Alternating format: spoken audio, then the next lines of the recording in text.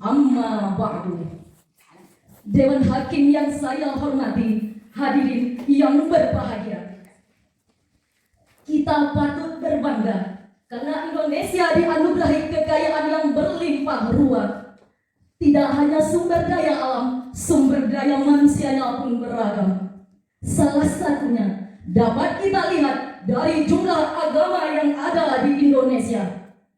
Data Badan Pusat Statistik mencatat setidaknya ada 6 agama yang dianut oleh bangsa Indonesia. Mulai dari agama Islam dengan jumlah penganut sebesar 87,2%, Protestan 6,9%, Katolik 2,9%, Hindu 1,7%, Buddha 0,7%, dan Konghucu dengan jumlah penganut sebesar 0,05%. Dari data tersebut, bagaikan pisau bermata dua. Di satu sisi, data ini menggambarkan keragaman yang ada di Indonesia. Sementara itu di sisi lain, data ini merupakan lampu kuning bagi Indonesia agar waspada terhadap potensi gesekan yang mungkin terjadi antar umat beragama.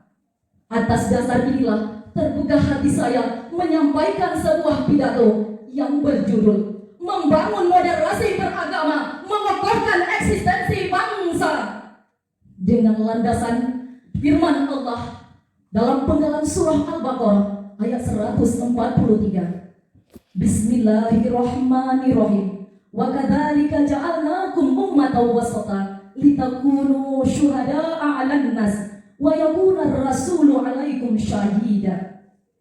Dan kami telah menjadikan umat Islam sebagai umat pertengahan agar kamu menjadi saksi sebagai perbuatan manusia dan agar Rasul menjadi saksi atas perbuatan kamu.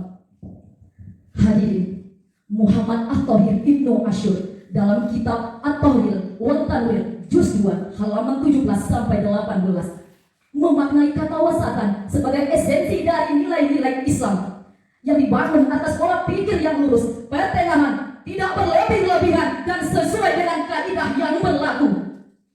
Namun sayang hadirin, konsep moderasi beragama yang begitu indah bisa hancur akibat kasus demi kasus penistaan agama yang menggerogoti umatnya. Kasus ini bagaikan riak-riak perpecahan yang apabila kita biarkan menjadi gelombang besar, bahkan tsunami yang siap meluluh lantakkan tatanan moderasi beragama yang selama ini dibangun oleh bangsa Indonesia. Lantas, akankah kita berpangku tangan, menutup mata, menulikan telinga atas realita menyedihkan yang ada di hadapan kita? Tanya hatimu wahai hadirin, lalu renungkanlah. Hadirin, setiap insan harus berpikir, pasti akan menjawab tidak. Jangan biarkan Indonesia yang berbineka tunggal ika berubah menjadi bineka tinggal cerita.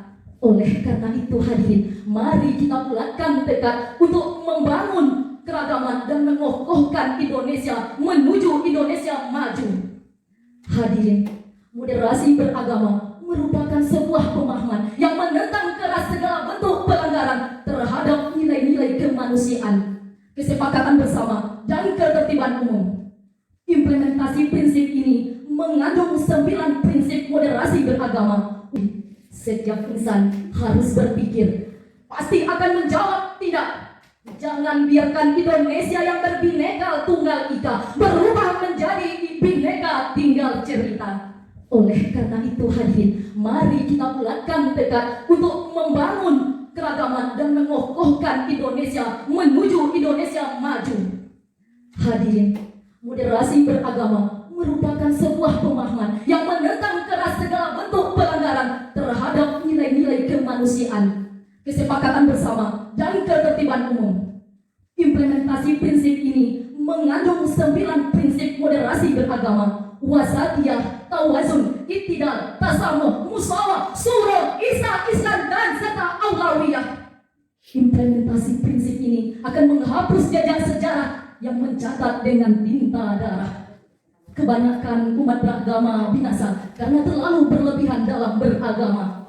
Selaras dengan hadis yang diriwayatkan oleh Ibnu Majah yang artinya, wahai manusia, janganlah berlebihan melampaui batas Dan umat-umat kaum muslimin, hindarilah sikap berlebihan dan melampaui batas.